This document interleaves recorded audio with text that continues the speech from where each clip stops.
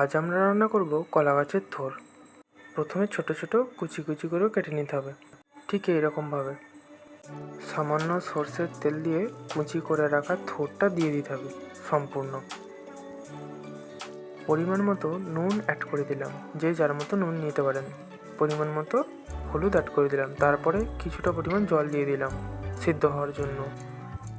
ভিজিয়ে রাখা ছোলা দিয়ে দিলাম। এবার আমাদের ওয়েট করতে হবে 15 মিনিট। 5টা পেঁয়াজ, 2টো টমেটো আর একটা লঙ্কা কুচিয়ে নিলাম।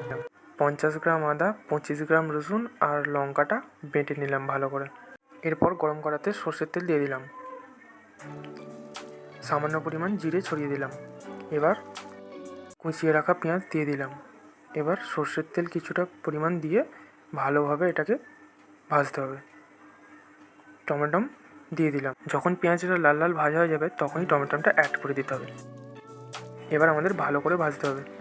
আদা রসুন লঙ্কার পেস্ট দিয়ে দিয়েছিলাম আগেই। 1 চামচ গুঁড়ো লঙ্কা দিয়ে দিলাম। 2টো মিডিয়াম সাইজের আলু কুচি করে দিয়ে দিলাম। তারপর আগে থেকে সেদ্ধ করা থোড় কুচিগুলো দিয়ে দিতে হবে এবং ভালো করে কষতে হবে। তারপর ওটা একটা পাত্রে রেখে আমরা গরম মশলা ছড়িয়ে দিলাম।